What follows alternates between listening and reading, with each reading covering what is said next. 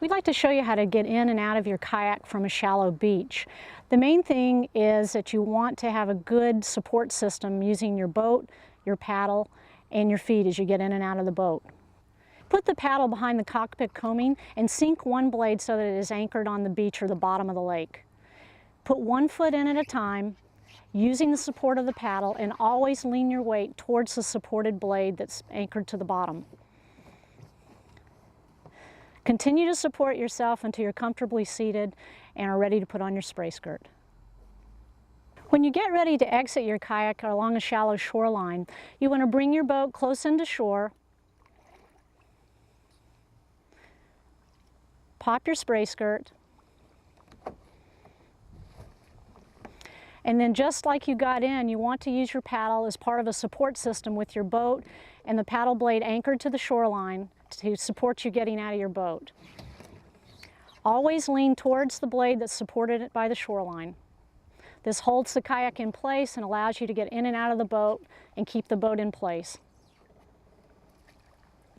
One of the most difficult things in kayaking is attaching the spray skirt to the cockpit coaming. The easiest way is to start at the back, tuck it in, work both sides at the same time onto the cockpit coaming until you're in front of your hips.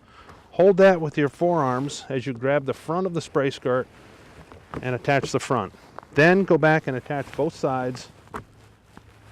When you're done, make sure the grab loop is outside so you can get at it in the event you tip over and need to get out of the boat.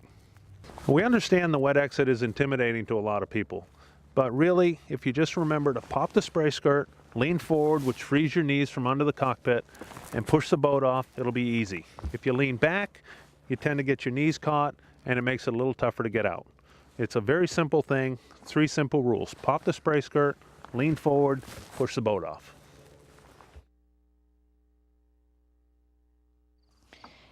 It's important that when you're seated in your kayak that you have yourself in a proper paddling position. This is not only useful for your comfort, but it's very important in terms of the efficiency and power of your forward stroke. You want to have your lower body in a relaxed diamond position. You want the balls of your feet to rest on the foot pegs, which have already been adjusted for your leg length. Your heels are pointed in towards the center of the boat, and your knees go out and underneath the shoulders of the boat. This is important because you get to use your lower body now to help control the boat, not only for balance and stability, but you also use this when you lean the boat in certain strokes, like a turning stroke or a brace. You want to make sure that you sit up straight. If you slouch, you're going to prevent torso rotation and thus affect the power of your forward stroke. So sit up straight in the seat and make sure that your buns are all the way back to the rear of the seat and you've got the seat back adjusted for maximum support. This will also help with your posture and prevent any backaches. We'd like to show you how to properly hold the paddle. You want to position the center of the paddle at chest level, centered on your chest, and your hands will be slightly outside your shoulders. This will give you a comfortable grip on the paddle and allow you to reach the water on either side, sinking the full blade in the water. During your forward stroke, it's important to keep the paddle shaft out away from your body and parallel to your chest. Your hands should be open and relaxed, and make sure that you sink the paddle blade fully in the water on each side during your stroke. Make it a comfortable, fluid motion that you can do hour after hour, mile after mile. For your forward stroke, it's important to use the muscles of the torso, the abdomen, and the lower back. You don't want to be dependent on the shorter muscles of the arm. It should be the torso that drives the stroke. The backstroke is simply the reverse of the forward stroke. You want to plant the paddle behind you. Make sure and look at it each time you plant it so you don't run into anything that's directly behind you. You still want to use your torso to drive the stroke.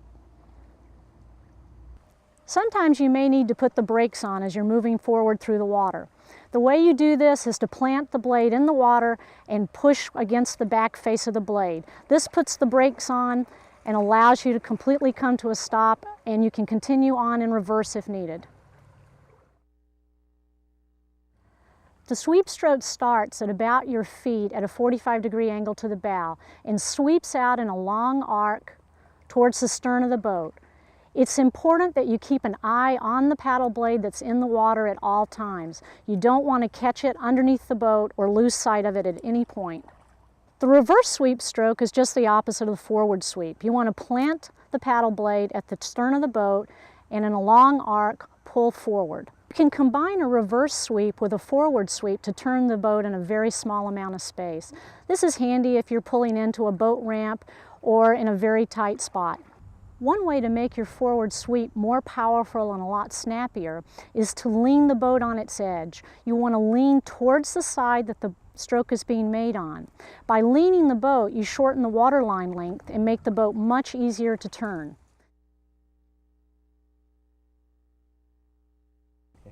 Part of getting comfortable in your boat is finding its balance point.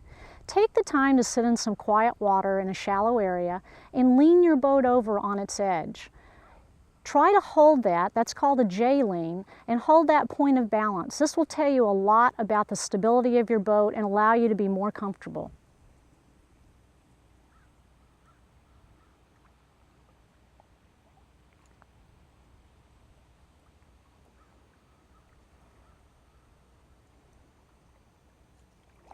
Occasionally you may be surprised by a sudden boat wake or a loss of balance. This is when you use a support stroke, which is also called a brace. You're going to use the paddle blade to buy you just enough time to bring your boat up and underneath you while you regain your balance. Braces can be used as low braces, which use the back face of the paddle blade, or they can be high braces, which use the power face of the paddle blade. Braces can be done on either side of the boat, but they only buy you a quick moment of time. You need to get the blade out of the water quickly by slicing it up and away. You don't want to let the paddle blade dive, otherwise you'll dive with it.